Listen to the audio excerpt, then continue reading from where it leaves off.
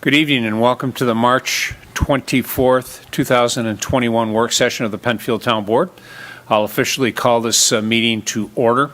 We'll let the minutes reflect that here in the auditorium we have our Deputy Town Clerk, Sue Scheidt. We have our Town Engineer, Director of Planning, Mark Valentine. We have our Junior Engineer, Sarah Waterman.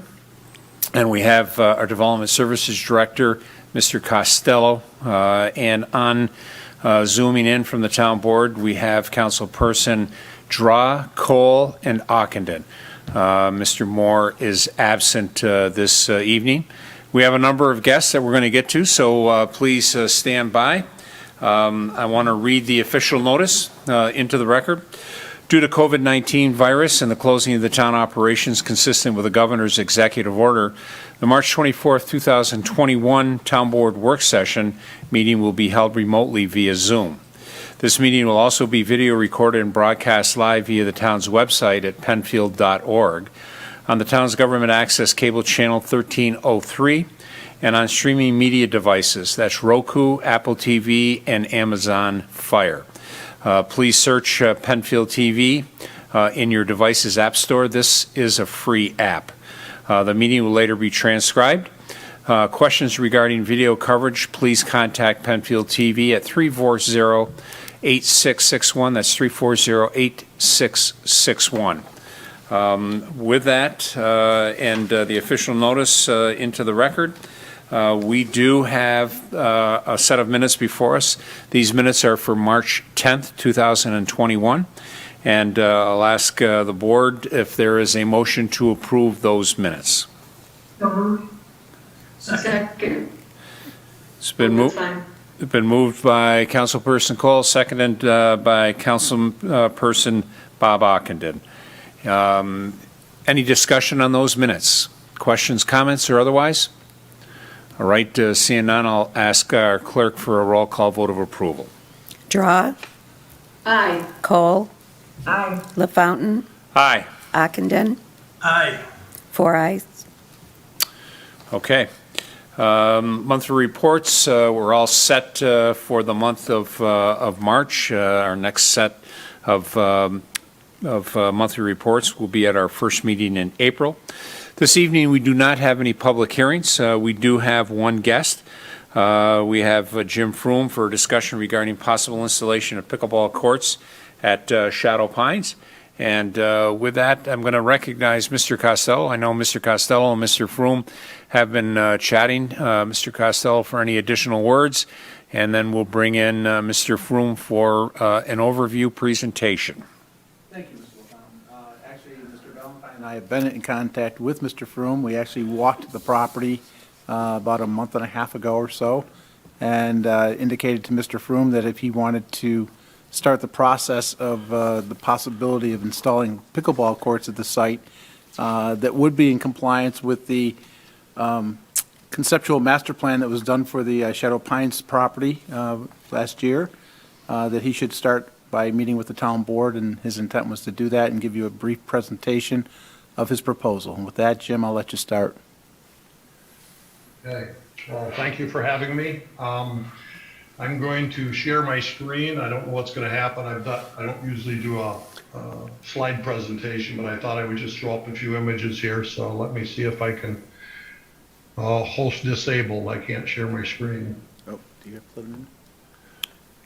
Ryan, can you allow sharing? Sorry about that. Should be good to go now.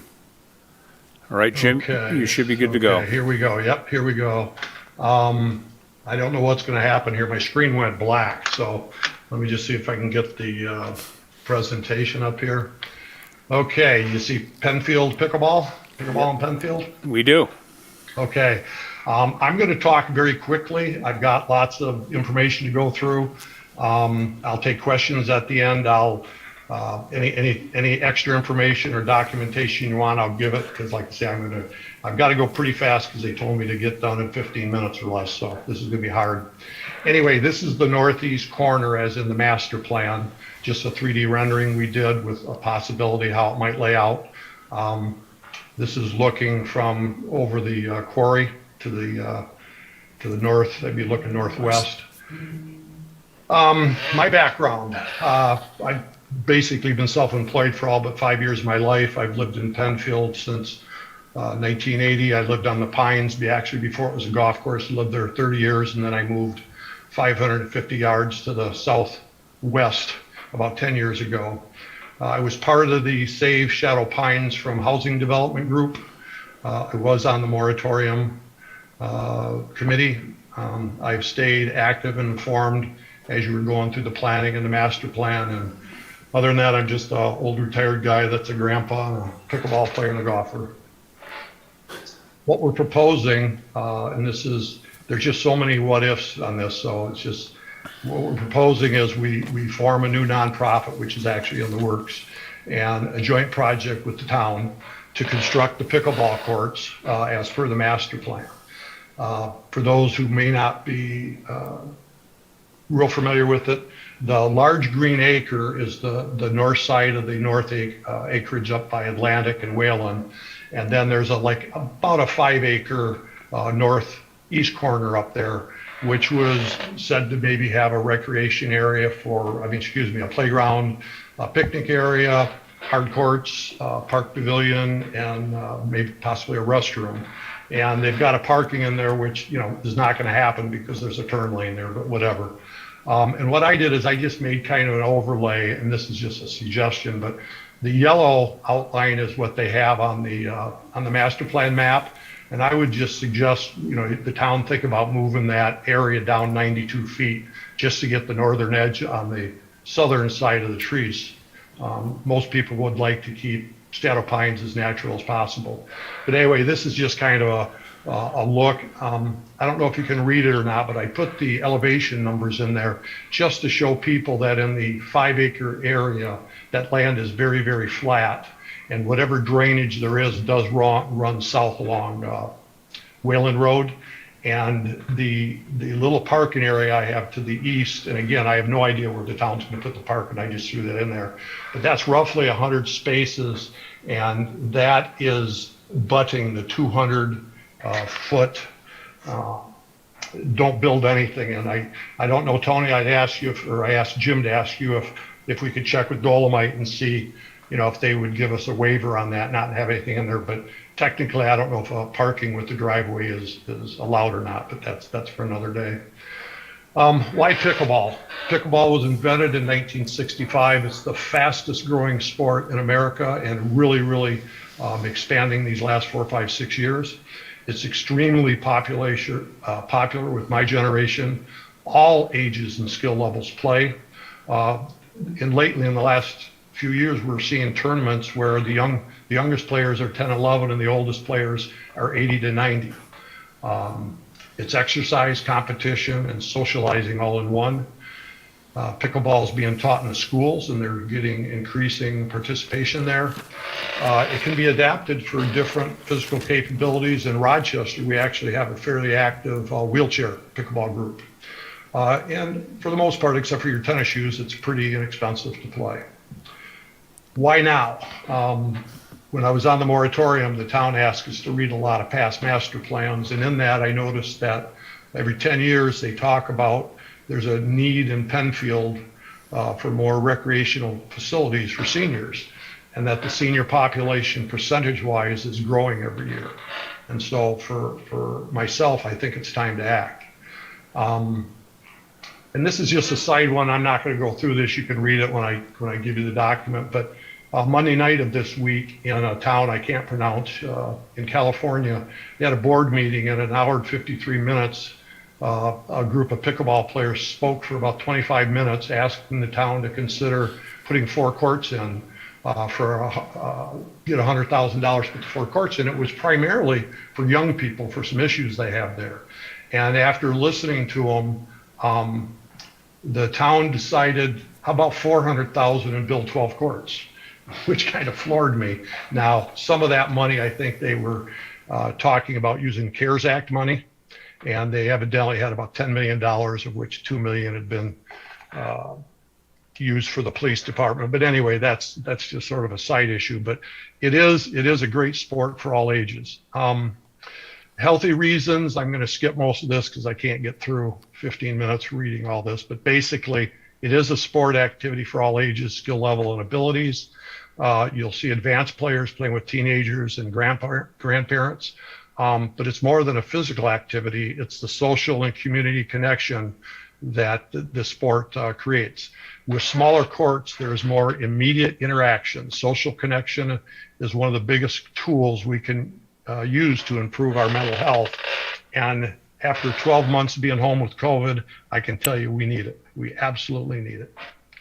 One of the things people ask me, why don't you shoot for 4 courts or 6 courts? It's not so expensive.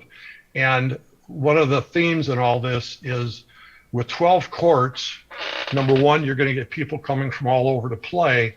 And in this image, you have 4 people on the left. You put up a kind of a trough, and people put their paddles in there. So if Tony didn't feel like working right now, he could run over there by himself, put his paddle in, and pick up a game. Or you can come with your friends and put your paddles together. What we're hoping to do, and again, there's a lot of what ifs in here, but basically, we're hoping to have a club membership to help the town manage, kind of like the Little League and everything, keep the play for free.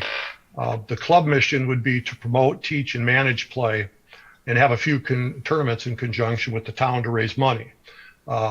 In Rochester on Facebook, there's 950 members in the Rochester group, and there's a couple other ones. We have a mailing list of 894 names. It's just an unofficial list where all the players is kept. So basically what we're hoping to do is get a good sized club with low membership fees, and anybody, it could be from Penfield or Fairport, we don't care. The economic benefits are there. If we build 12 courts, it will be considered a destination for and it'll be a regional draw.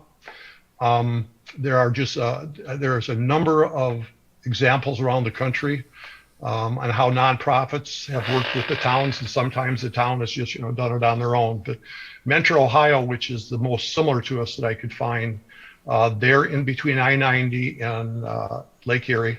They're about 30 miles to the east of Cleveland. They have 15 public courts. They are busy day and night during prime time. There's overflow.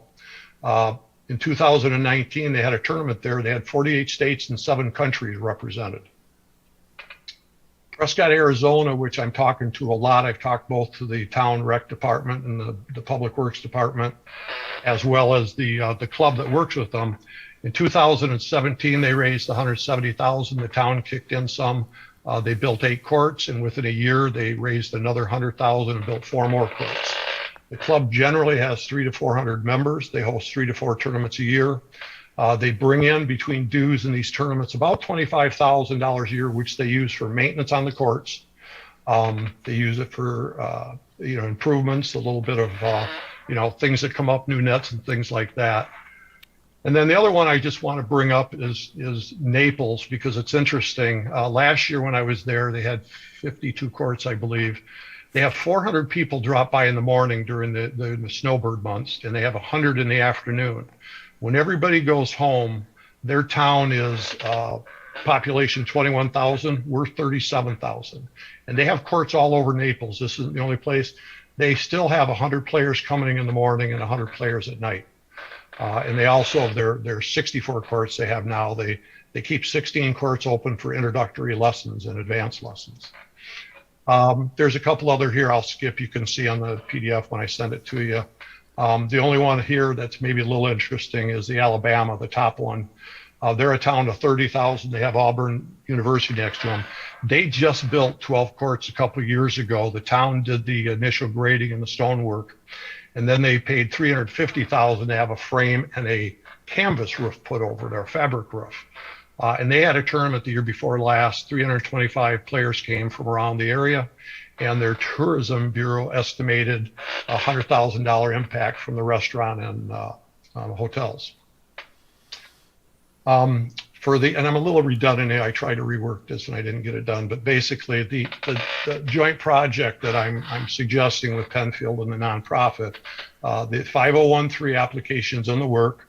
We're sort of we've got the board, and the rules are just about written, or whatever they call them. The only thing we're really waiting is to come up with a name, and we want to get some sort of agreement with Penfield so we can use Friends of Penfield Pickleball, or Penfield Pickleball or something like that. We've got some committees being formed. We've got some volunteers. We're doing 3 committees to start with: fundraising, webpage, and social networking, including crowdsourcing. And then the last one will be the club organization and rules. And is the first thing we will start is the fundraising once we get some sort of little agreement with the town here. In the early going, we're going to keep the board of directors as the only votes. We'll help fund and build the courts. We're hoping that the town will grant us naming rights so we can give, name a court after, Bill Graves or somebody if they give us a nice donation. And for the larger donor, we're hoping that we could give maybe a 5 or 10-year naming right to the complex, something nice like the Wegmans Penfield Pickleball Complex. And then again, as I said earlier, the pickleball club will continue with the fundraising, manage and maintaining the courts. If we could start now, what we're hoping is the town would agree to start the engineering process for whatever I don't know if they need to do the 5-acre or the whole 20 acres to start with. And then once that's done and there's no real big issues, the town could maybe at least start clearing and leveling. They've got to take some trees out, and they could start doing the initial leveling, possibly move to planning and implementing a curb cut and figure out where the parking is going to be. And then this again redundant, but we'll just need to come up with some sort of agreement on what part the club will take, and we will be in earnest at that point, raising funds. And from the nonprofits, we look at the nonprofit side. We look at the working agreement, the building the courts, maybe renting some porta potties at the beginning stage, expanding the club membership, fundraising. And what we're doing already is we're talking to a lot of places where we think we can get grants. And some of the grants are small. There's one company that they do Buffalo, Rochester, Syracuse, and they do a lot of youth sports, and their grants, the ones I checked into, are in the $300 to $1 million range. So we're hoping that either the town or ourselves can apply for a grant with them. We would further, work on some more, some extra pavilions and benches and things like that near the courts and landscaping. We would, if we had enough money, we'd look at the possibility of adding lights if the courts are full, and again, do the court maintenance.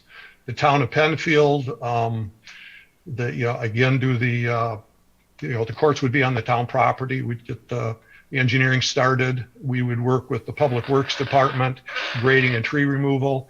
And then if we have the money to move forward and decided the town was going to do the stone work for the courts, the nonprofit would pay for the stone, and the town could, do the foundation work. And then again, depending, what the club and the town decides, it's possible the Public Works Department could do the asphalt work also. And again, we would pay for the asphalt work, and then the town would be working on the parking lot and coming up with the electric and water utilities that would need to be brought in. Public and private grant applications, the bathroom, and then filling up the rest of the area. And again, I have no idea. I don't have any inclination of what the town, if they want to do the picnic playground area right away, or if it's something that they would wait on. Moving forward, some people are asking me, why are we doing this? Why are we raising money? And why didn't the town just do this? And my feeling is this can get done a year or two later. I watched Rothfuss go very, very slow. That was started in 2003. I'm not getting any younger, so I'd like to help this along. I got nothing better to do. Our goal is to raise $200,000 to $400,000 for the court work. If we raise 400 and only needs 200, we can help the town with some of the other things. Tonight, or in the near future, we'd like to hear from the board on how we might get this going. And our goal would be to get started, at least the initial work on the courts by this summer, if at all possible. That's the presentation. I want to thank Tony and the board, and Jim Costello, and there's other town employees who answered a lot of questions from me through the last few months. So I am open for questions. I can leave this up if you want, or stop my sharing. No, leave it right up if you would, Jim, Okay, for now, right okay. there. I'll open it up. Board, some initial thoughts, comments, questions for Jim. Is there a budget proposal? I mean, I hear numbers, but is there something that you have that lists of actual project budget proposal? Yes.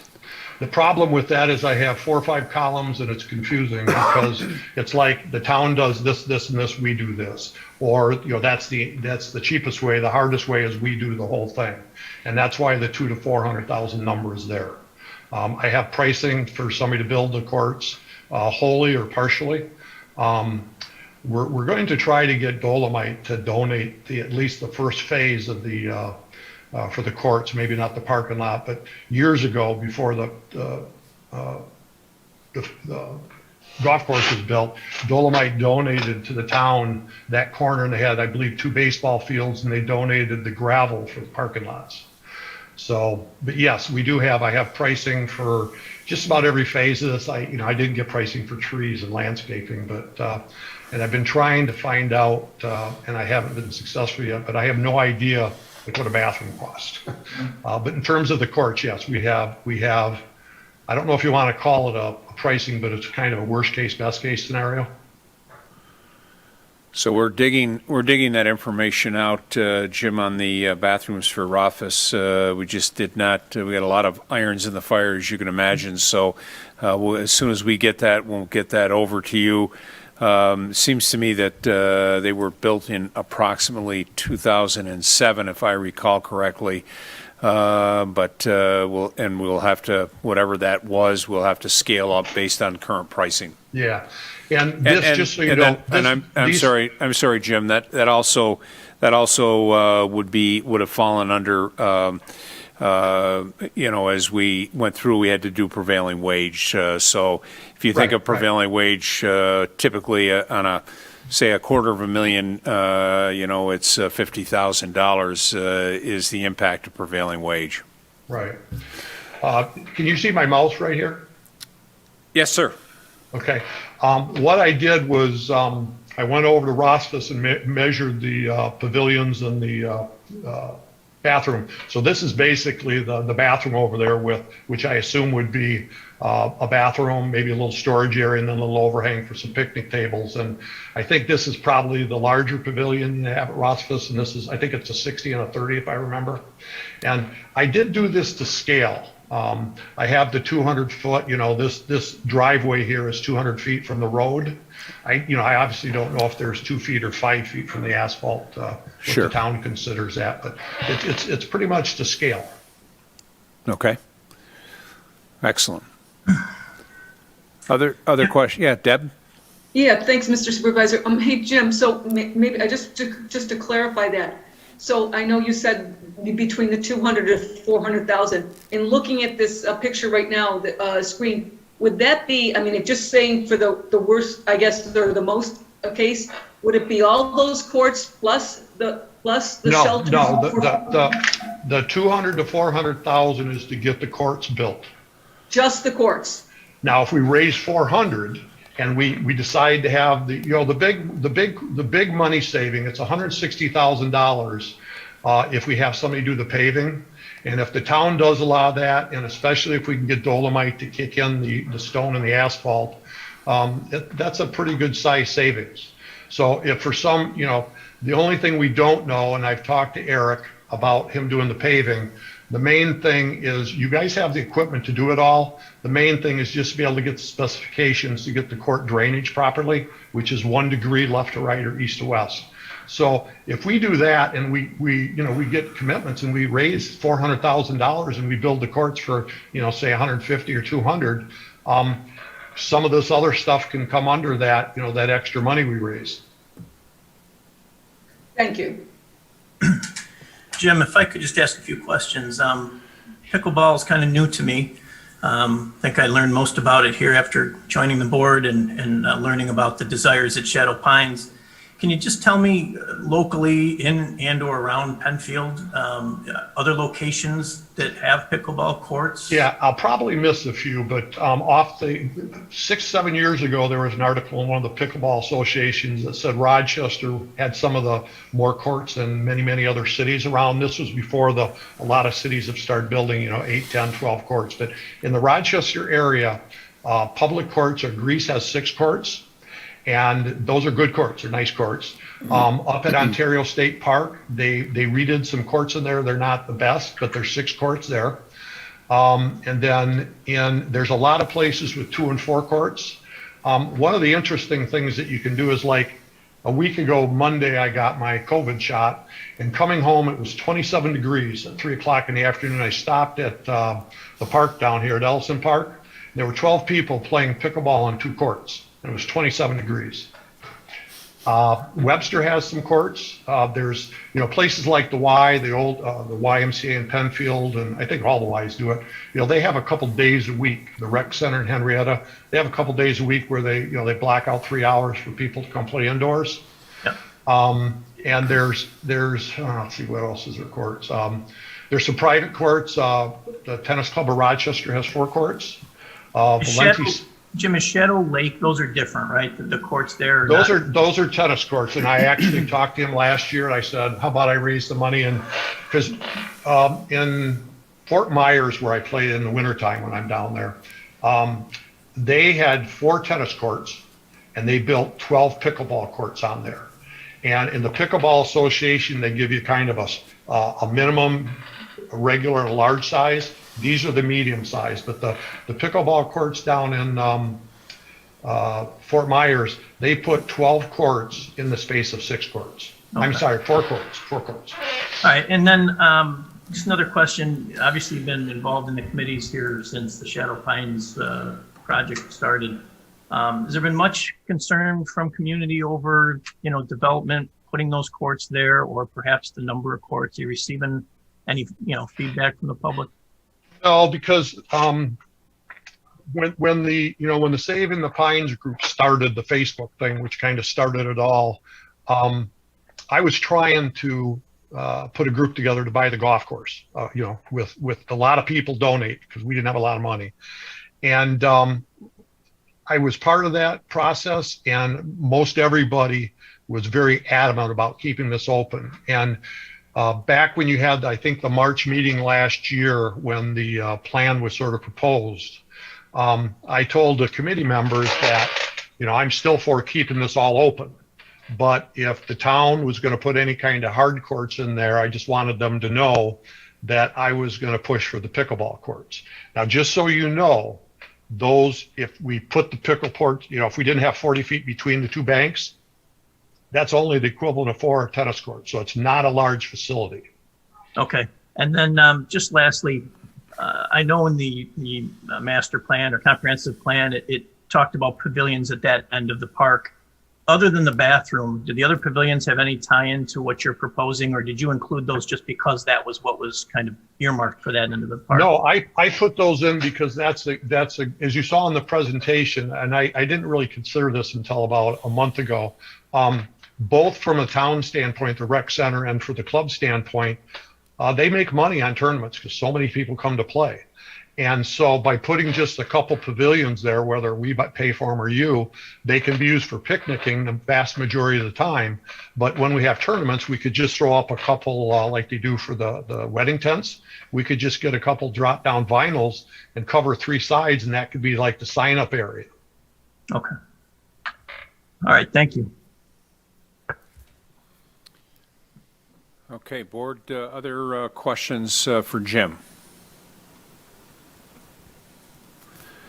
I have one. Go right ahead. Too, and Jim, I did a little bit of research. I was just looking online too. It says right now that as of 2019, I think we have 175 in Monroe County. And you did list quite a few of the places, the Greece and Ellison Park. I know that over in Greenwood. I wanted to ask you, I just know about that one Dinkers over there in East Rochester. How much do they, is that Do you have to belong to there? Is Yeah, that a club? that is a rate? club, that is a club, and you pay roughly about $5 an hour to play over there. And they are trying to raise funds to put 4 outdoor courts there. So when you're suggesting that you would have a club and they'd have membership dues, it would be a nominal type of thing, or would it be? Probably $25. Do you have any idea what? About $25 is what we're thinking.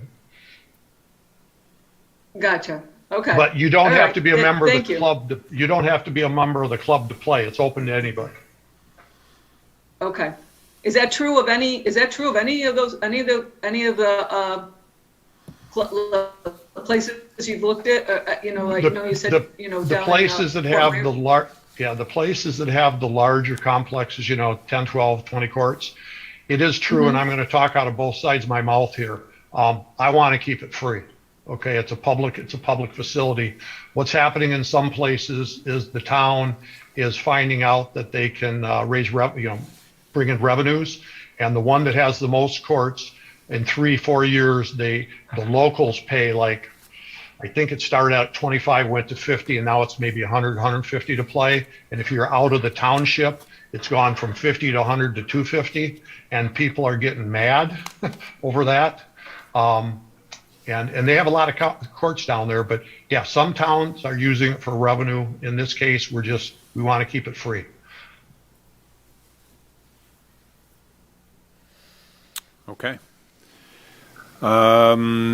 So Jim, you said you're going to share your slide presentation so that we can make sure that Andy Moore has an opportunity to see that. I know Andy will go back and watch this segment so that he has the benefit of listening to your comments in addition to seeing the slides.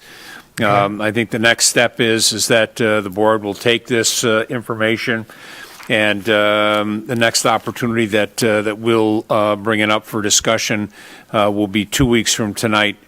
I take that back because we've got the 5th Wednesday. It'll be the 14th of April will be the next time that we'll have that on the agenda for discussion.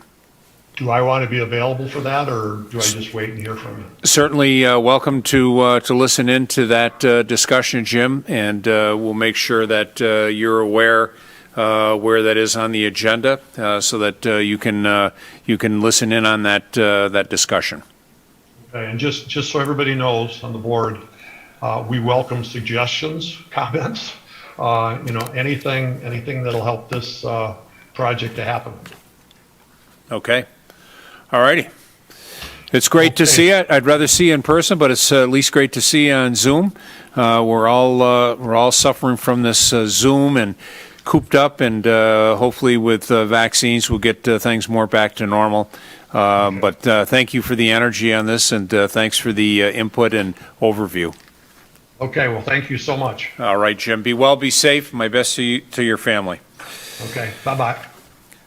All right, we'll move on. We'll begin with our action items. Our first one up is the sidewalk waiver request, 1410 Penfield Center Road. If you recall, this was on our previous agenda. We had asked for an opportunity to go back, take a look at the sidewalk policy, and just to get updated with that. I know that the board has had an opportunity to see that or refresh that, and would entertain discussion on that item as to where we are, please. I'm where I was the last time we spoke about this, that a sidewalk waiver is fine, but I believe they need to pay into the sidewalk fund, and that should not be waived. Okay. All right. Thank you, Linda. Other discussion, board. Mr. Supervisor, I also agree. I did bring up that question at the last meeting about wondering if we'd ever waived that sidewalk for any other resident, and I know that was not done. And so I agree again that the sidewalk should be waived, but as far as the fee, I don't feel it's fair to other residents that have had houses built in areas that we are not putting sidewalks in. So I too agree that I would as with Councilwoman Cole, that I cannot agree to a waiver on the fee. Okay. Other comments? Mr. Supervisor, I would just echo the comments of Councilwoman Cole and Councilwoman Draw. So won't repeat all those same things, but I agree with their comments. Okay. All right, board, someone willing to make a motion that this fee not be waived for this request that came in for the property at 1410 Penfield Center Road. Well, you make the motion that we approve the sidewalk waiver, but not the waiver of the fee. Yes, correct. So moved. All right. And I will second it. It's been moved by Councilperson Cole, second by Councilperson Draw. Further discussion? Seeing no further discussion, I'll ask for a roll call vote on this matter. Draw, Aye. Cole, Aye. LaFountain, Aye. Ockenden, Aye. 4 ayes. All right, thank you. We'll move on to our second action item. This is a curb cut at 2036 5 Mile Line Road. This is a second curb cut, and Mr. Tate is not with us. I'll take just a moment, and I would like to just offer up our thoughts and prayers to Mr. Tate. He lost his mother the other day, and so our thoughts to he and his family. And I'll ask Mr. Valentine if he would give us an update overview as to where we are with this matter. Thank you, Mr. Supervisor. Had received, drag this over, had received a letter from the school district in regards to this location. I'm sharing on the screen location of 2036 5 Mile. It's at the corner of 5 Mile and High School Drive. So obviously this is of concern to the school district. That is their main access and actually their road. So we shared it with them. They did provide a letter, and I think that's been provided to the board previously. They have concerns about an additional curb cut onto High School Drive. One being so close to the intersection, and two, they've, as you can see, kind of on the south side of High School Drive, there's a major pedestrian access into the school for those that walk. So they had concern about an access there as well. So I think the board has that letter. I can put it up on the screen if needed, but I think the board has that. So the school district has some concerns. They're against the curb cut on that road, and obviously wanted to share that with the board for your consideration. All right. Thank you, Mr. Valentine. Board, questions or comments either for Mr. Valentine or myself that we might be able to answer? That seems pretty clear. The school, if the school doesn't want it, that's very significant, and can't really see a good rationale for it based upon the configuration of the road and the traffic, and how it could end up being more dangerous going over the sidewalk for the children going to school. Yeah, I think we have all the information we need. Okay. All right. Thank you, Linda. Other comments, board? Mr. Supervisor, last meeting I did brought up those same points as far as that as being a sidewalk that's used not only by the school, but many of the residents and live in that area. And I did look at it again too. They do have a turnaround in that driveway. I know what they were asking for, but they can turn around easily and then go back right out on 5 Mile Line Road. I know what they were wanting to go out with a light, but I agree with Councilman Cole. I cannot, and mainly too that the school has no interest in for a safety reason having that as a curb cut. So I too agree. Okay.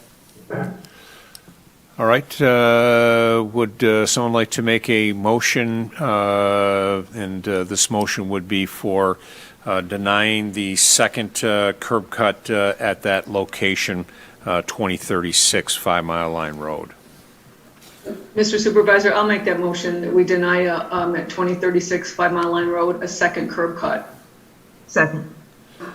Moved by Councilperson Draw, second by Councilperson Cole. Further discussion? Seeing no further discussion, I'll ask for a roll call vote to deny this request. Draw, Aye. Cole, Aye. LaFountain, Aye. Ockenden, Aye. 4 ayes. Okay, we will move on to our third item. This is a Burger King request for approval of the sign package at 2146 Fairport 9 Mile Point Road. This is something that we had requested as part of our condition of approval for that building being constructed at that location. I'll turn it over to Mr. Costello for some additional comments. Thank you, Mr. LaFountain. As you stated, this was a condition of approval. We have with us this evening Stephen Van, who represents Burger King. We invited him for any comments that you may have to have for him to respond to. In essence, what's occurred, you did receive the packet of information. They are basically looking for 4 signs on the building. We'll start with the front of the property facing out to Route 250. That sign is going to be what we would consider to be their freestanding sign, because it's the one that sits out in the front of the property. Because of its elevation, it would certainly be the freestanding sign. That was the purpose, I suspect, of that structure being constructed in the front of the building. Jim, Yes. can you share your screen for that? We still have. We're going to go, yes, we're going to go there, but let me, before I do that, the reason we're talking about the front of the property, because as you know, the town's zoning ordinance allows for 2 square feet per each linear foot of the front of the building. So in this case, the building facade is at 42 linear feet, which allows them to have a total of 84 square feet of signage for the site, okay? With that, Mark, if you could go to the site that shows the various signs. All right, great. Can you see that, board? So, No, Jim, we still got 2036 5 Mile on our screen. oh, you got to reshare. All Yeah, right. get rid of that. The magic of technology, We'll get there. we'll get you right back. Thank you very much for that heads up. We'll get you there. One moment, please. Why is this on?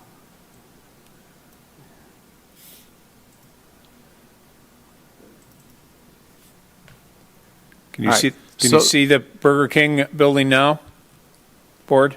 And it's a diagram. It's the site That's plan. right. It's Site plan. It's a So- site plan. Yep, So okay. to the left of the building, obviously, is Route 250. You can see the access point coming in at the bottom of the screen. The front of the building has a frontage of 42 linear feet, which allows them to have a total of 84 square feet for signage. What they're proposing right now is to have a sign on the front of the building. If you We're can get there, Mark. we're gonna get the color copy up here Yeah, in just a that's what minute. we want. There we go. So on Okay. the bottom of that page, you can see the sign. That sign is going to be 5 feet by 4 feet, 6 and 11/16 inches, which totals out to 20.60 square feet. Their intent is to put that on the building, on the front, or the west face.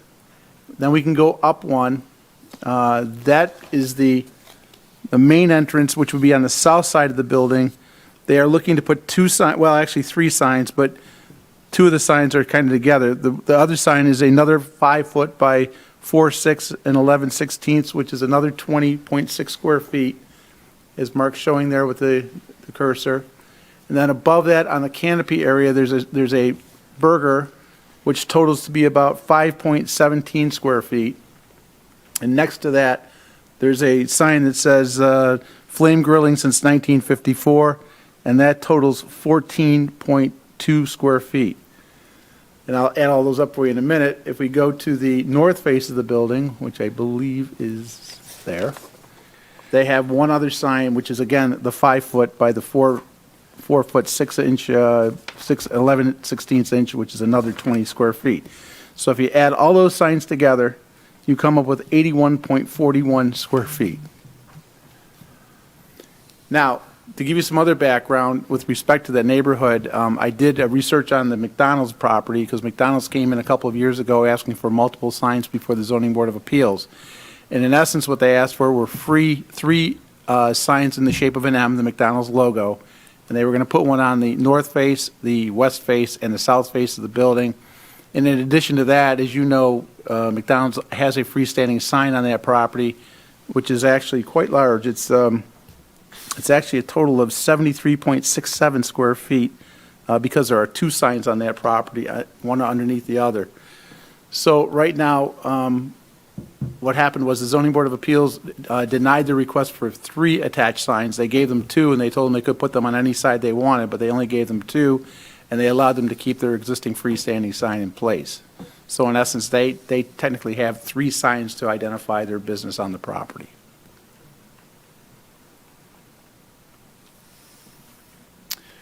All right, everybody follow all of that from Mr. Costello?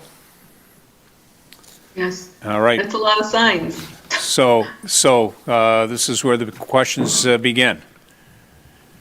Questions, comments? Jim, can I ask one other thing too? Do they intend to put, or are they, I guess not intend, they are allowed also then still to put signs? If they want to, they can put signs in their windows from the inside out, facing out too, correct? That is correct. And in addition to that, I'm glad you brought that up because they are also proposing menu boards, but we do not include the menu boards in the permitting process. Those are identifiable. They're not business identification. They're more directional signage for safety purposes and that type of thing. So, but you're right. When you say a menu board, is that like the drive-in boards? Yes. Yeah, Okay. there will be 2 because they have 2 lanes going through the drive-through area. But again, we do not consider them to be permitted. They're permitted by right because they are directional signage. They provide a service. So besides these signs, if they wanted to, they could put signs in every single one of the windows as well. Anybody in Penfield could, Right. and a lot of them do. Now, the sign identifying the blame, remember, the purpose of our zoning ordinance for signage is for business identification purposes. It's to allow people to know that is a Burger King. Other signs, such as flame grilling since 1954, that's not really a business identification sign. That's just an eye catcher as you're coming down the road. So kind of keep that in mind as you're looking through the process of what you want to approve and what you don't.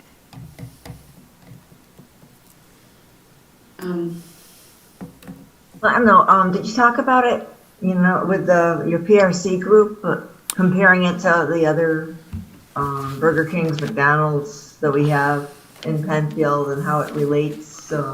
Well, the closest one is the one I referred to with the McDonald's, and I think, Right. You're trying to be equitable in terms of what you allow one business to have versus the other. You don't want to have one getting Right. more than the other. So that's why I'm Exactly. telling you that we gave them a total of 3 signs, 2 to the building and then one freestanding. So in their case, their freestanding sign in essence is attached to the building. It's the front of the building. But do you have any recommendation on that? Or Well, if you were to follow the fairness of the situation with McDonald's, I would say to you the front of the building sign would be permitted. That's their quote freestanding sign, but it's not really freestanding. The sign, the 5 foot by 4 foot 6 inch sign on the south face would be equal to what they did at McDonald's. And if you did one on the north face, they did that at McDonald's as well. The one with the flame grilling since 1954 and the smaller one next to it, that is something McDonald's was not allowed to have. And they did apply for it. Right. And I look at that and like you said, I mean, that's not something that seems like it's necessary to have. I understand you want to have, recognition of the building. That monument was a Burger King that we talked about and it got lowered by our request. I would go with that. I think that in fairness, I don't think we should give more than we gave to McDonald's, but if we took off that flame grilling and that little sign, I'm good for the package. So, Jim, you said you had somebody from, from Burger King or a representative of Burger King? Yes, Steve Van is on with us this evening. Okay, so, Steve, can you hear me, sir? Yeah, I can hear you. How are you? Yeah, I'm well, thank you, welcome. Steve, you've heard some of this dialogue. I want to give you an opportunity to provide some input, feedback from your perspective. Yeah, so this is actually called a Pavilion model Burger King. We actually did one of these very similar to this in Depew, New York, very recently. We are not the same company that owns the Burger King on Panorama Trail. We are a little bit smaller than the Carroll's Corporation. I actually am coming to you tonight from Lindenville, New York. But we're growing, and this is a big investment for us, and obviously we'd like to be able to have as much visibility as possible. And obviously that flame grilling since 1954 actually looks really nice on this building. Listen, I respect what you're saying when regards to McDonald's, but I always want more McDonald's. So, but out of respect for the precedent that's been set, I get it. However, it does look really, really good on that facade on the side of the building. Okay. Would you be willing to give on one of the other signs? To keep, I want to judge how wed you are to that flame grilling since 1954. I think if I had to get something up, I'd give up the Burger King logo next to the flame grilling.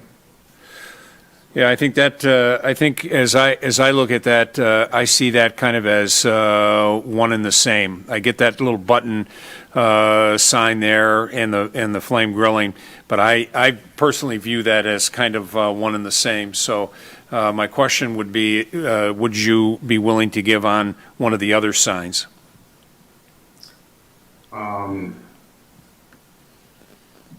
Yeah, I guess if I had to give up one, I'd give up the one on the same side of the building as the flame grilling, if we could keep the flame grilling. Okay. Board, what are your thoughts with that suggested alternative from the applicant? Steve, can I ask you a question on the color of that flame grilling single, or since the 1954, and that, what is that, what color does that have be on the building? White. What, it is white? Yeah. Okay. And Steve, is that the standard sign package then for just this, when you call it the pavilion model, or is it kind of the same with all your restaurants? So generally there's that flame grilling since 1954 on the other style Burger Kings. It's actually on an awning, and those letters go across that awning. Gotcha. Is that flame grilling, is that backlighted, I assume, or something, or? It is, yes. It's like a I don't want to call it bright white LED, but it's not a soft white. It's just a very white color. For me, what's tough is when I put this up on my big screen here, I see a lot of orange, and all the dimensions and things are back, kind of highlighted in orange. So that first glimpse, it just looks really busy. Taking away all the dimensions and things, it makes it a little more reasonable. But I guess I would agree with I think some of the conversation here that having two on the same side, probably wouldn't be preferred in my opinion.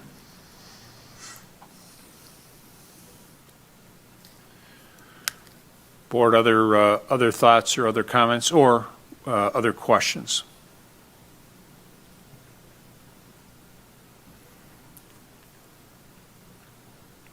Deb, you're muted. Oh, I'm sorry. Steve, is there any chance we could see that, an actual picture of the Depew store? Is it have this awning is? I have a picture. I think how, I'm not, let's see. Whose email do I have that I got in this email tonight, or this thing tonight? Jim, somebody? Costello. Jim, somebody. You can send that to me if you want. I can share it with the board. Send it right now. Okay, great. I can send you a picture of it. Yeah, it's a picture from last night actually. Perfect. So, While he's doing that, I'd like to remind the board that one of the conditions of approval was that stanchion that's in the front of the building had to be, it can be 23 feet in height. Right. But one of the conditions was, and the applicants agreed to it, was that the sign itself, the top of the sign, could be no higher than 20 feet in height to meet our code requirement. Right. And Debbie, I know Yep. that you were concerned about that. Steve, I don't know if it's the easiest, if you've got it up on your screen and it's not great technology, if you can hold it up to your video camera, that may be easier. I just don't have Jim Costello's email linked into where we are right now, and by the time I do that, So it's funny. So Burger King actually already changed this pavilion. So on this particular one, it's actually orange Burger King letters with the Burger King logo, but it's the same building. So you can see what this building what it actually looks like. See, can you guys? yeah, keep coming closer. Bring it. It's, there it goes. Your Yeah, screen's there it is. kind Oh, of there it away. is, yeah. Can you Okay. see that?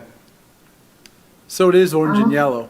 Yeah, Yeah, But what we're proposing, the flame grilling piece is not in orange. It's in white. it's all in white. See that? And Steve, it's hard to see a little bit here, but the other Burger King is not on there, correct? The one to the side of the, lower and to the side, to the right? On that one, it's not. No. We actually opted because of where this location is. It's on the back of the building because of the way the cars come through. They can see it.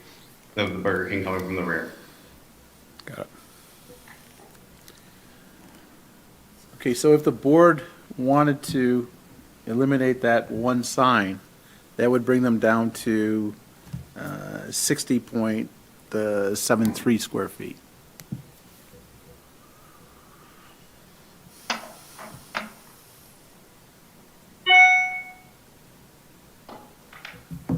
And again, Jim, just to be clear, what you're referring to, if they eliminated which one, just, okay. The one one, that- that's right The there. one that Mark is highlighting there. So Okay, yep, essentially, you would have two sides with signs, and then you have the front, and the consistency would be that McDonald's has a freestanding front sign, whereas in this case, the sign would be attached to the building. But the same number of signs would be consistent from property to property. Even though, McDonald's wants to outdo Burger King and vice versa, and we respect that, that's business.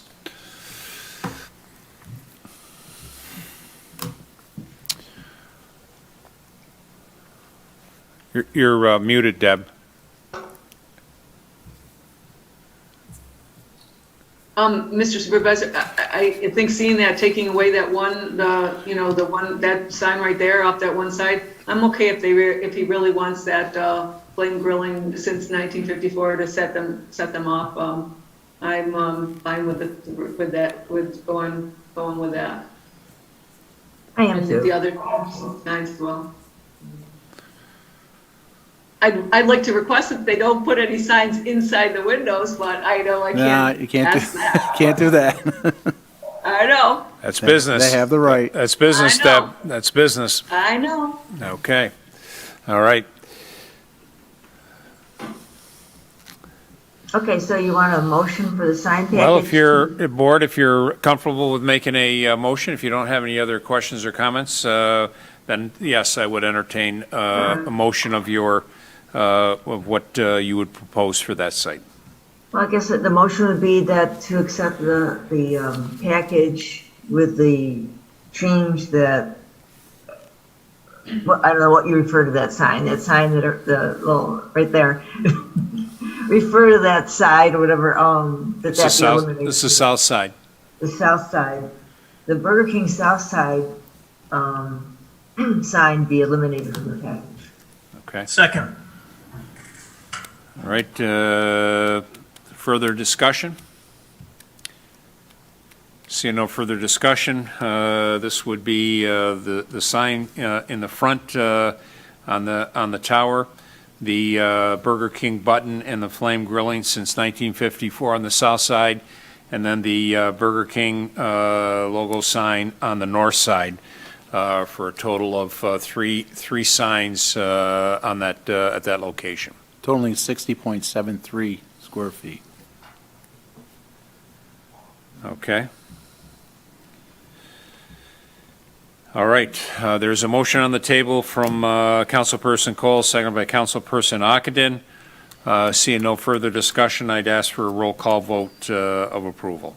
Draw, Aye. Cole, Aye. LaFountain, Aye. Ockenden, Aye. 4 eyes. All right. Steve, thank you for joining in and input and feedback. We appreciate it. Thanks, guys. Appreciate it. All right. Be well, be safe. All right, we'll move on to item D. This is a request to hold harmless agreement at 45 Wheelock Road, the one and the only, Mr. Valentine. Thank you, Mr. Supervisor. So I have Mr. Rogalski is on with us this evening. I'll pull up his application, and he submitted this to the board recently, and I sent it over to the board, I believe yesterday. Let me get my screen sharing back up. And it's fighting me today, because that's how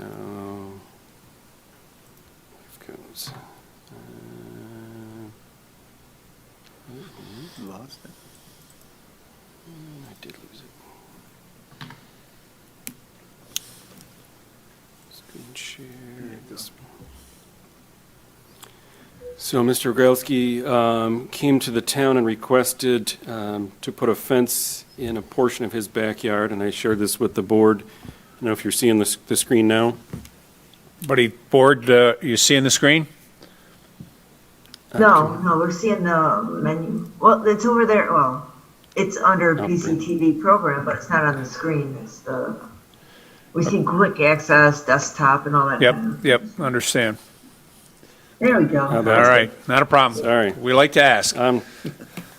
We're working through it tonight. So Mr. Rogalski came, he owns property at 45 Wheelock Road, and as part of his backyard, he has a portion of his yard fenced currently, but he has a remainder portion of his property that is not within his fence boundary. He'd like to expand his fencing around that. He's got some area of his yard that he's not using. As part of his request in red shows the area that he would like to expand his fencing. You can see the dashed area with X's on it currently has fencing, so he's got to do some replacements as well as then go and look to expand a portion of his yard. There's a portion of his area that he's not looking to extend into it. As part of that, we have a small drainage easement in the corner of his property that this fence would go into. We've got some drainage kind of following the hand that comes down his neighbor's property, kind of cuts through his corner of his property, turns and then goes towards Penfield Road and actually exits out onto 441 to the south. So the area he's looking to put the fence, and he's provided some pictures, and I can flip through the photos. The area he's looking to put the fence, in my opinion, doesn't impact that drainage flow. It kind of comes in and then skirts that outside area, and that's part of where he's showing the fencing is to kind of keep it out of that main ditch line. I'll scroll down here if that doesn't create too much issue. Again, he provided some nice graphics showing the area and the views, but this back area, if you can see the hand going, is kind of where the main line of that stream ditch is that kind of skirts the back edge of his property and then goes out, and you can see the car in the distance is on 441, so it's going out that back area. He's looking to run the fencing, in this middle area here. He's been working to clean it up. You can see some piles of the brush and the twigs. He's been doing some cleanup out there. He wants to bring in a small bit of fill to, level out some of the spots in there. It'll be less than the 50 yards that we've talked about, so I don't believe a grade and fill permit is necessary. We can work with them in the engineering department if that is necessary. But obviously to skirt that corner of our drainage easement, he needs to request and obtain a hold harmless agreement from this board. Okay. And even with the cleanup and the fill that's being proposed, that does not have any negative impact on either himself or his neighbors? No, it should not. And actually, as part of his cleanup when he's in here, he may, if he's got some equipment in there, clean out that rear yard swale, which would be a betterment to him and his neighbors. It's not a stream, it's just a backyard ditch swale. Seasonally it does carry some water. We were out there when the ground was frozen. It had a little bit of, some puddling around. Nothing, too significant, but seasonally, it does have some flow in that stream in the back, and as he's cleaning up, he offered to, clean that drainage way up as well, which, would be only a betterment to him and his neighbors to do that. Okay, all right, thank you, Mark. Board, questions, comments on what's being proposed at this location? Is back here. Any questions for Mark, or any questions for the property owner? I don't have any, Mr. Supervisor. Looks pretty straightforward. I don't have any concerns. All right. Mr. Supervisor, I'm just wondering, is the vinyl picket fence that's on the left side of the property, is that the applicant's or is that the neighbor's property? Because if it's the applicant's, it's on the neighbor's property.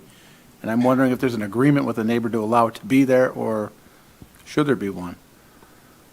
You can ask your Mr. Rogalski to. Yeah, I can speak to that. That fence was installed before I moved in by the bots. I don't know, when I was looking at the property and I had someone come out to give me an estimate and I was looking at this, when I found the easement, that's the first discovery I had, which made me reach out to the town and Mr. Valentine and Mr. O'Connor to come give me some guidance, because the last thing I want to do is make a mistake or cause harm.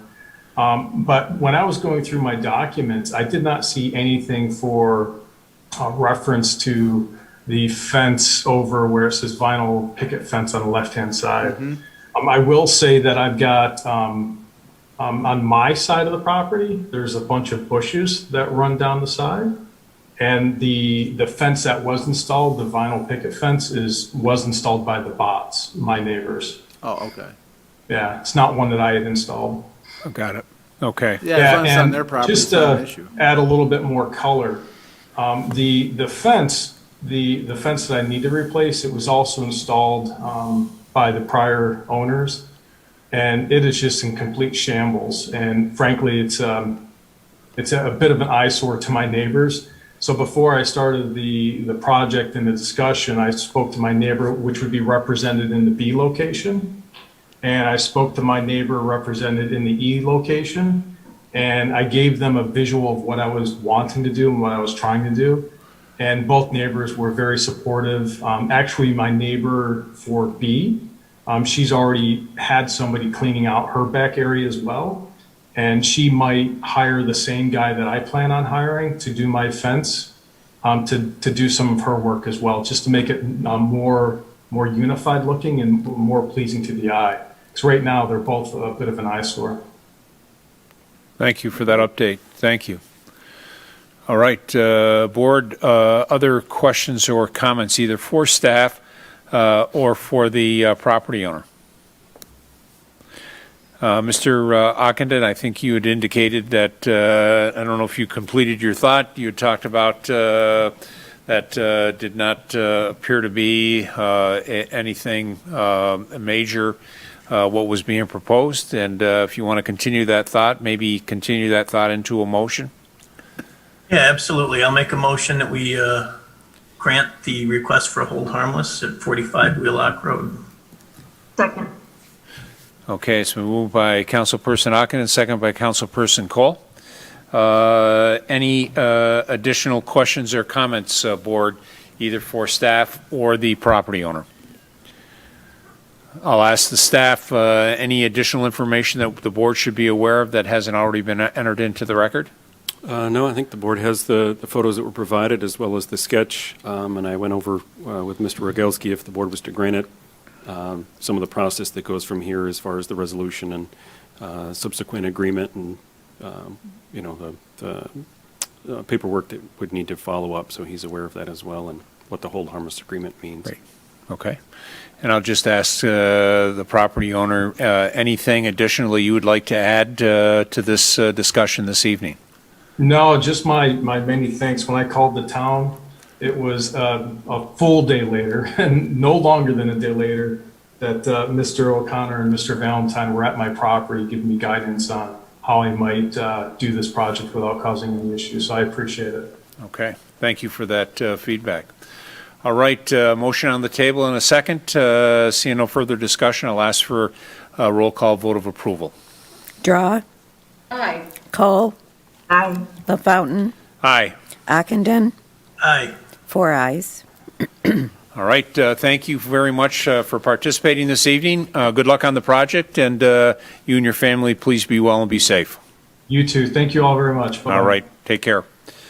We'll move on to another request for a hold harmless. This one is at 51 Saldo Lane. And again, I'll recognize Mr. Valentine for further information and update. Thank you, Mr. Supervisor. And just get my stuff in order again. Let's take that one out. Let's move this one in. So Mr. Numanovic, and my apologies if I did not get that correct. I'll rotate this view slightly. Was contacted by Mr. Numanovic, who wanted, again, a hold harmless agreement. He's at 51 Saldo Lane. His home is here. I'll pull up, and I have some photos that I shared with the board as well. Right. He is looking to install a fence along his property line. We do have, a storm sewer easement as well as a storm sewer in that area. If you can see in the photos, and I can pop those up, the neighbor to his west decided to install their fence outside of the easement. So the photos showing, looking up the property line, there was a 10-foot offset. They installed their fence outside of that area. He would like to install his fence on the property line, which would be over top of our sewer, which would also go over top of the grate that's out there. I don't have a concern with the pipe, as typically we have concerns the depth of the pipe, but being in the grade that it is, the pipe is at least 3 feet down right at the basin and goes deeper as it goes into the road just due to the grade. But it did share with Mr. Nemanovic the concern of having a fence over top of our basin. I said, I'm just spitballing some potential options. I said, obviously we need to be able to open that grate, lift it off, flush that line. I said the only possible option would be if he put a double swing gate or something over it that could give us access to it. I said, obviously that's up to this board. Otherwise we'd recommend moving that, 2 or 3 feet inside of that line. Once it's not over top of our pipe and 2, it's not over the basin. He didn't want to leave a no man's land or more of a no man's land between him and the neighbor on the outside for him to mow or maintain. Obviously, share it with the board to do that. Installing it in that area, outside of that within the easement, I think we're comfortable with that, and I can pull up photos if the board, cares to, look at the pictures, and I can. Mark, before you go away from sorry, before you go, Yep. you can go back to that map real quick. Can you just show me again where the neighbor's fence is on that map? Yep. So the neighbor's fence runs pretty much along that outside of the easement. So whether they didn't want to come get a hold harmless agreement or didn't want to, get involved to that extent, and I didn't survey it, but just looking at it, it kind of runs along the outside of that area. So they've got some maintenance outside of their fence to take care of. Mr. Novanovic wants to install, the fence right on the property line, which would be over top of that basin, and I can share that. What's the dimension of that basin, the grate? It would be a 2x2, metal grate, which is, fairly typical of our storm sewers. So this is looking towards the back, if the board can see that. So this is looking. Board, can you see that? Yes. Okay, So thank this is you. looking to the back of his yard, so his house is behind us, this is his shed in the rear, this is his neighbor's fence, that 10 feet offset. So the property line, kind of running along that grass line would run directly over the basin. Obviously, I, shared some concern installing a fence over a basin, how do we access it if we've got to, get in and flush it? He really wanted it there. I said, the only consideration is if he put a double swing gate or something 8 foot wide, if we had to get equipment in there and a flush hose or something else, the DPW could swing that open, flush that, pull that cover off. I also shared with him and explained, obviously the intent of a hold harmless agreement, if and when we ever had to maintain the pipe, couldn't handle it through flushing, we had to remove the fence. We signed that hold harmless agreement, and then that runs with the land. He's under that understanding. That would be filed, signed agreement, would run with the property, and then the future owner would, fall under that same same agreement as well. So the other option, if the board is not supportive of that, would be come in, 2 or 3 feet and then install the fence here. Obviously, he would have, that small bit of maintenance responsibility on the outside of that. It's his neighbor's responsibility. This is basically their yard here. They just didn't come inside of that fence area. If the fence was placed here outside of that basin, it would run to the back and then around his property. So thoughts of the board, or what's your kind of concern? A lot of times we worry about the depth of the pipe. Is the property owner with us tonight? I believe he's on. I don't know if he wants to join the conversation and comment. That's up to him.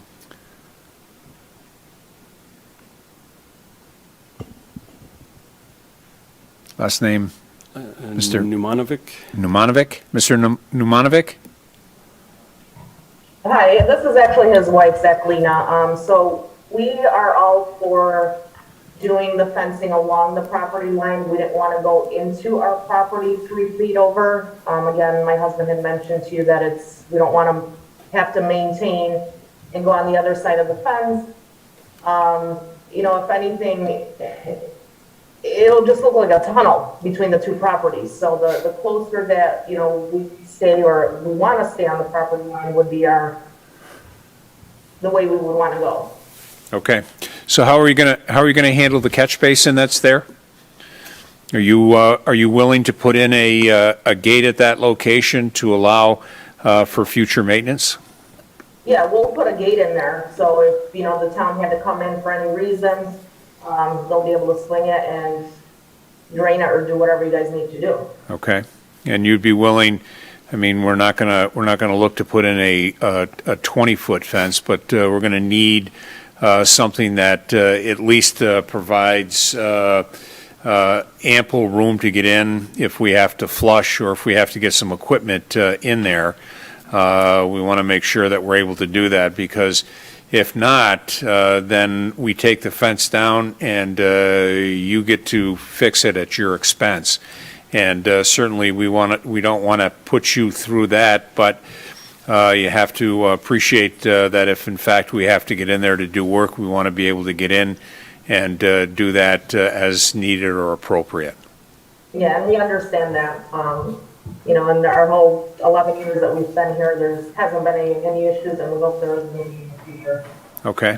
All right. Great. So we'd ask you to work with our town engineer and his team to make sure that we got the proper size there in order to make that work.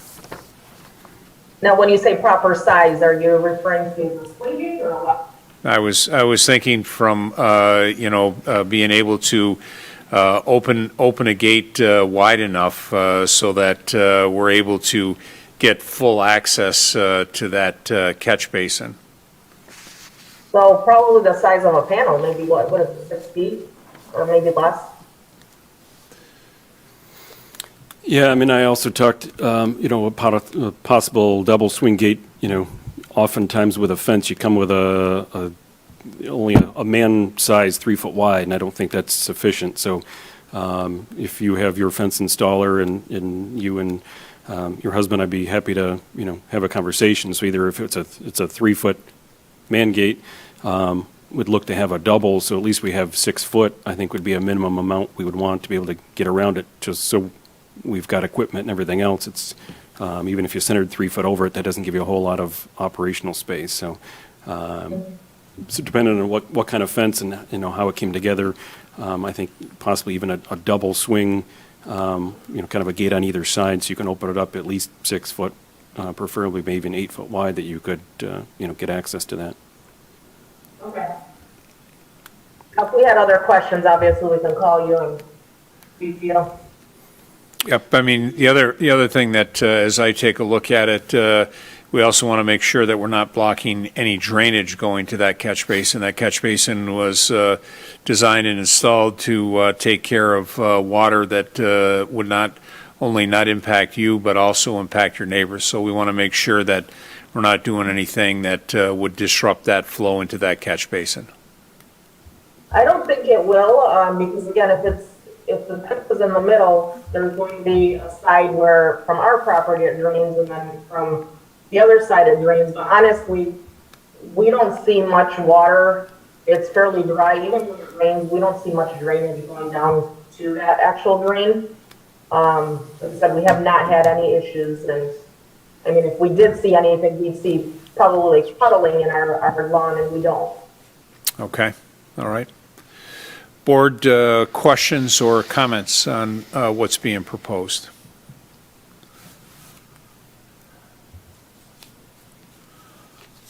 As long as you're happy, as long as Mark, engineering is happy with the, with this plan, I'm in support of it. Yeah, I agree. I would make a motion to grant it with that stipulation, that there's a fence or a gate installed, over top of that to allow future access as one of the stipulations.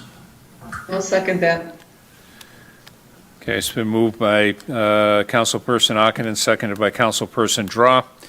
I think the only other thing that I would say is that prior to the fence being installed, that our town engineering department meet with property owner and the fence installer just to make sure everybody is on the same page and the same understanding. Okay. All right, there's a motion on the table. I'm going to ask Board, any further questions or comments at this time? I'll ask staff, any additional input or information you'd like added to the record that we haven't already added? No, all set. All right, and I'll ask the property owner, any additional comments that you would like to make to the board and for the record? No, that's it. All right, thank you. Motion on the table and seconded. Seeing no further discussion, I'd ask for a roll call vote, please. Draw, Aye. Cole, Aye. LaFountain, Aye. Ockenden, Aye. 4 ayes. Okay, we'll move on to item F. This is Rothfuss Field expansion project, and I'm going to recognize Mr. Valentine so that we can get a sense of the discussion that the team had here. Myself, Mr. Valentine, Mr. O'Connor, Mr. Tate, I believe Mr. Perkins from DPW as well, and our representative from the rec department, Mr. Rothfuss. So, Mr. Valentine. Thank you, Mr. Supervisor. So if the board's seeing the screen, and again, I sent this out to the board ahead of time, you're looking at an aerial photo on the back of existing Rothfuss Park. So was a request coming out of the Rec Master Plan and the Recreation Department. They're in need of rectangular fields. So this is one area of our parks that is still available for some availability to install some additional rectangular soccer fields, lacrosse fields, what have you. We've shown them generically. So as part of our engineering design, Mike O'Connor has prepared this plan showing, not even conceptually, where the 3 different fields would go. You can see the rectangular outline of the 3 fields matching that, as well as some needed drainage with piping catch basin would go in between that, and as well as the necessary grading around that to accommodate and make sure that the drainage functions properly. As you can see, the outer limit, if anybody have walked through there, you can kind of see the outer stone dust path where you go just to kind of get yourself oriented. I can put up an aerial photo at some point if that helps the conversation.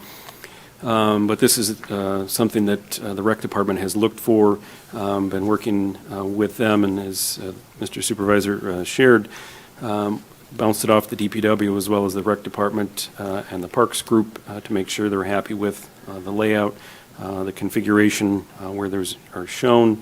I know Recreation has said that, obviously, they're looking and scheduling out sports fields. These fields, depending on when the board decides to move forward, if you're prepared to move ahead on this, obviously we still need to complete our design, do bid specs, get it out to bid, and then hopefully it could be a summer construction this year. That being said, once construction's in, probably take a month or 2 to install.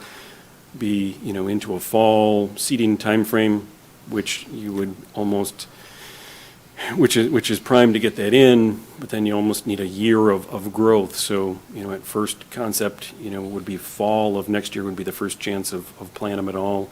If not, the following spring, being, the best opportunity to get some growth on it. So, getting one out to the board to see your comfort, whether you're interested in moving ahead on this, and then obviously, then kind of talking timeframes if you're ready to move ahead of kind of where we go and we've got advertised a bid, some of those, other elements. But initially, just looking for your thoughts on the fields, the layouts, any thoughts, concerns on that, and then if you're supportive, we can talk about next steps.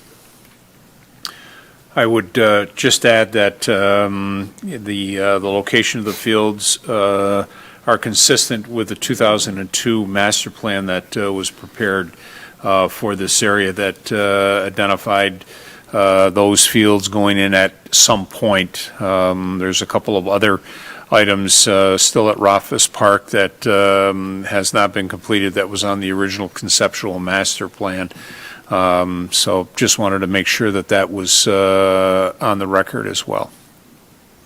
So, Right, I mean, yeah, we're looking at something that has been planned out from back when we first did the Rothfuss master plan. And the reason why we have rectangular fields out there is we had no other place. We needed the rectangular fields.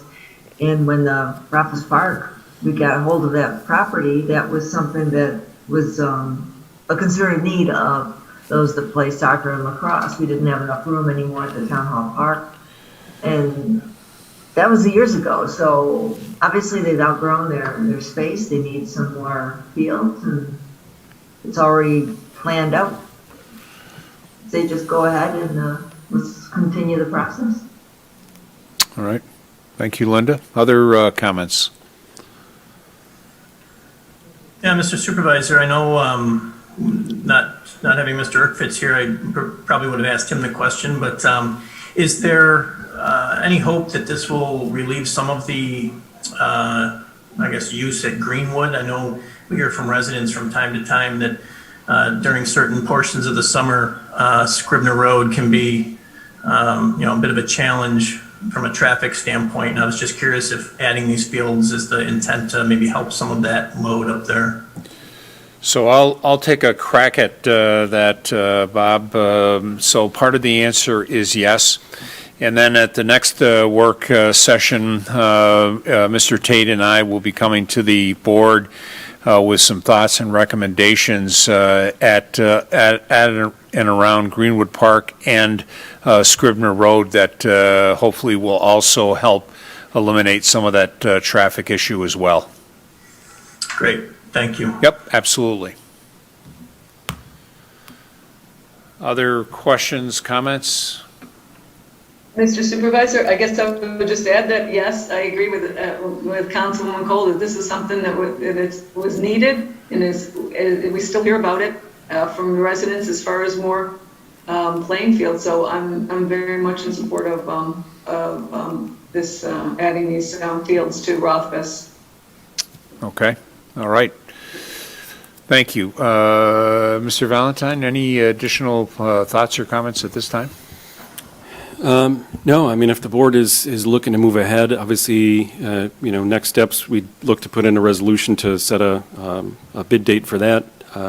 We still need to develop, I know Mike provided me, he's already kind of got a rough draft of the bid specs. We've got to put in dates and everything else, but would look to work with the supervisor to set a bid date for that, get that out there, and then, move ahead with finalizing the design and the bid specs, and then, getting that out to the public. So hopefully we can, get some, interest earlier in the season, look for a, summer construction timeframe, maybe June, July, and then, be an optimal planting season if we were in the, September, October to get, that seeded and let that, set over the winter, and then work with the Parks Department to, overseed next spring and, see how they get established, and then working into, through next summer, and then possibly next fall, depending on how they catch it, the grass takes, is whether they're accessible or, obviously would look to Parks and Rec to, to take over their maintenance and use after that. Okay. Board, any additional questions or comments? Mr. Supervisor, I think in conversation, it was mentioned about some field space over near Dolomite Lodge that needed some attention. Do either one of these, are they competing against each other for what needs to be done, or is the hope to maybe address both? Thank you, Mr. Ockenden. So that was a failure on my part, so thank you for that reminder. So as the team had come together, Parks, Engineering, and DPW, one of the things we also talked about is the field that is across from Dolomite Lodge, that rectangular field, and for the last approximate 3 years, that field has not been able to be used very much just because of wet conditions. And one of the things that the team talked about, in addition to looking to add these 2 fields at Rothfuss, would be to go in and put some drainage in that what I would call that southeast part of that, and working its way up a little bit north of that field, putting some drainage in that would drain that area and make that field usable.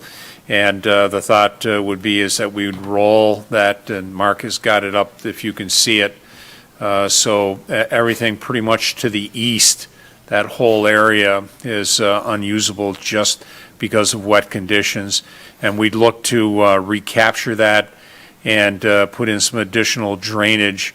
I'm not sure that we identified the exact amount, but thought that we could do both of those projects, and the funds for that would come out of the Rec Trust Fund that we do have money in at this time. Great, thank you. Yep, absolutely. Thank you for that reminder. All right, other questions or comments? Seeing none, I would entertain a motion to move forward with the Rothfuss Field expansion project of the 2 fields, and then cleaning up the drainage.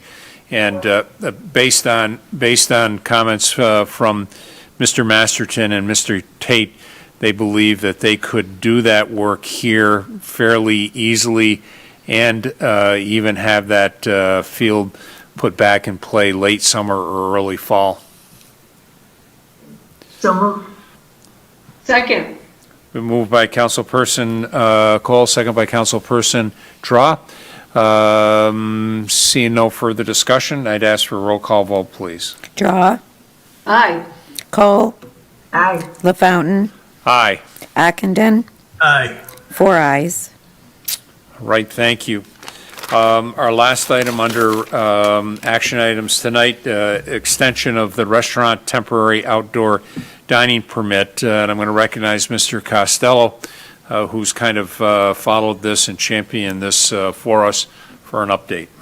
Thank you, Mr. LaFountain. Just some brief history. Back in May of 2020, the town board recognized there was a hesitancy on the part of the public to want to go inside dining areas in Penfield, and certainly the restaurateurs were having problems because a lot of those areas were being closed down by the state. So the town board allowed staff to issue temporary outdoor dining permits for the restaurants in town that did not previously have them.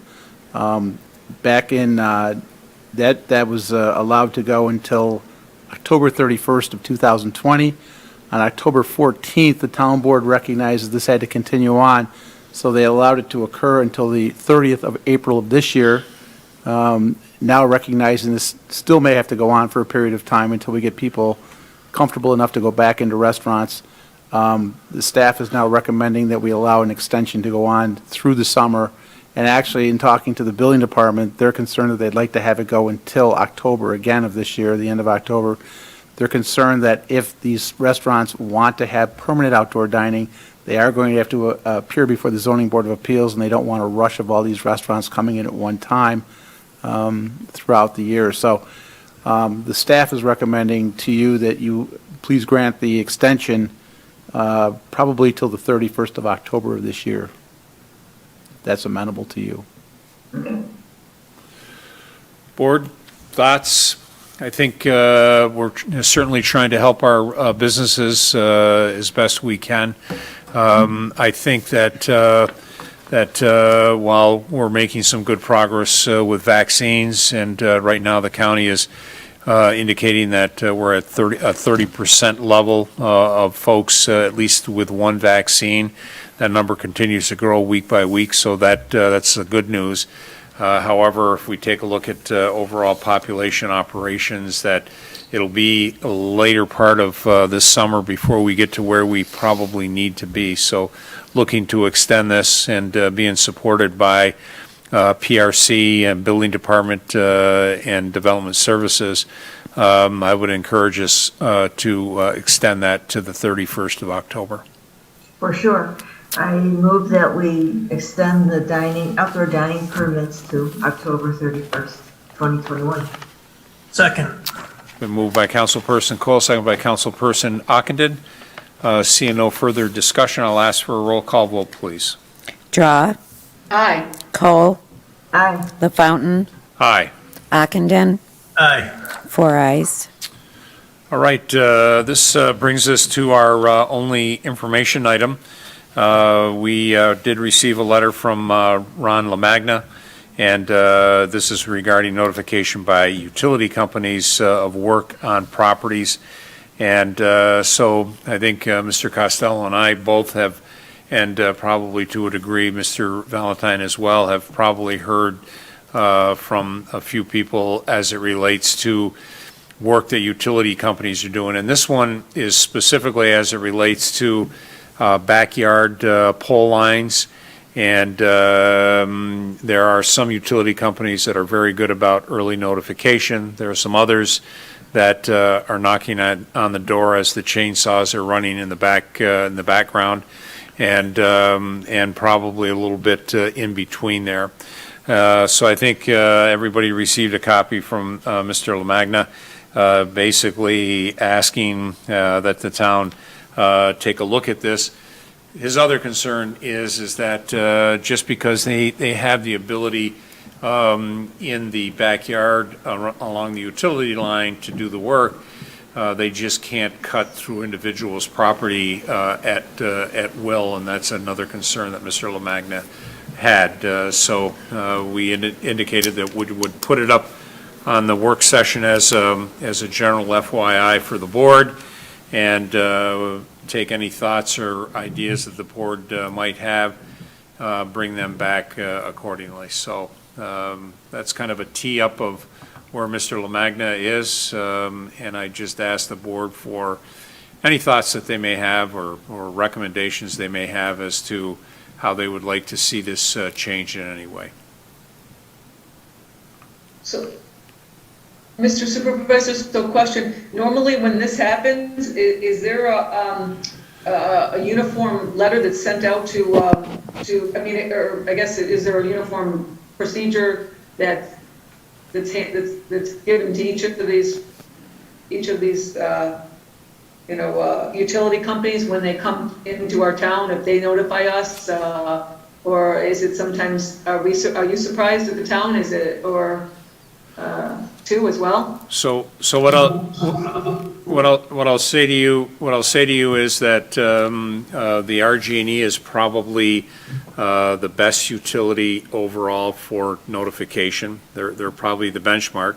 Could they do better? I guess that is up for potential discussion. But typically, what they'll do is they'll send a letter out to residents to say we're going to be in the neighborhood over the next several months. And they'll identify the work that they're going to be doing. They'll provide contact information and numbers, and then they don't necessarily do a lot of the work themselves. They contract that out to different tree companies or other utility companies to do the work. So they're probably the benchmark on that end of things.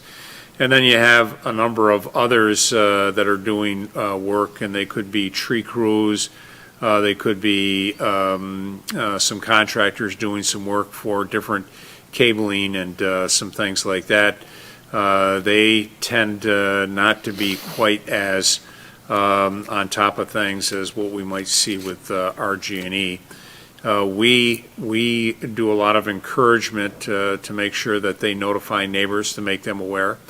They do have a right and obligation to take care of branches and trees that are overhanging the lines to make those safe so that all of us are not without power and telephone and cabling and some things like that.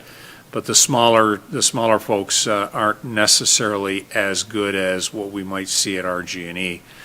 And then we do a little bit more active work when they do underground because we're concerned about the utilities underground, the roadways and things like that. And we've had cases where we've had some contractors that are better than others in that area. And I know that we've been working with those folks to do a better job of notification, cleanup, and things like that. So we have a bit of a hodgepodge overhead versus underground. I think in Mr. LaMagna's case, he was looking at more the overhead component of things.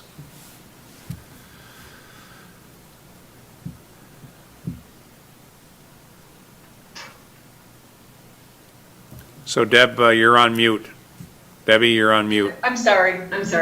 I thought I was on before. I guess I would look to, to other suggestions, how we can, how do we best make sure that, is it some kind of a policy that we have that before anybody starts work anywhere and, anywhere on a residence that we want to, I'm not even sure it's possible with the size of the town, that we know about when somebody's in town, obviously, but how do we stop? I mean, I guess, how do we stop this so that, this doesn't happen? So, when these small guys come in that aren't notifying them and like Mr. LaMagna said, he's surprised and, you will come home to your property and you're like, wow, this is happening already. I mean, is there a fine? Is there a way to fine a company for doing this so that they know that they can't do this? I guess, I'm open to suggestions of how you think we should handle this. Okay. So I might make a suggestion that we ask PRC to take a look at a very high level and come back with any thoughts from there, and that we show this as a held item and bring it back maybe in 2 weeks or 4 weeks, depending upon the schedule and agenda for PRC. Great, yes. Okay? Someone I would make that motion? Sure, I'll make that motion, Mr. Supervisor, if you'd like me to. A second. Moved by Councilperson Draw, seconded by Councilperson Cole. We'll show this as a held matter, and we'll give the team an opportunity to kick it around a little bit, maybe reach out to some other communities of similar size to see what, if anything, different they might do. We certainly want to make sure that there are some rules and regulations that the utility companies do have that they can operate under. I think in Mr. LaMagna's case, he was concerned that someone walking between his house and his neighbor's house, they were on either his property or his neighbor's property, and he felt that they should at least be contacting the respective property owner versus going in the back.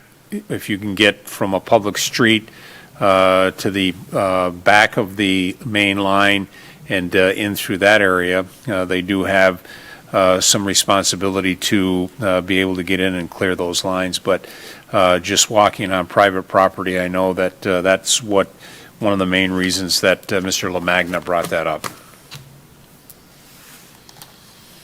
Okay. It's been moved and seconded. Seeing no further discussion, roll call vote, please. Draw, Aye. Cole, Aye. LaFountain, Aye. Ockenden, Aye. 4 ayes. Okay, there being no further business to come before the board this evening, the March 24th, 2021 work session will stand adjourned at 8:44 PM. Thank you to everyone that participated. Thank you to our team that was here to help answer questions. And as always, our team downstairs that puts all the technology together to get us out in front of our residents so they have an opportunity to see what's going on here in local government. And as always, please be well and be safe. Have a great evening.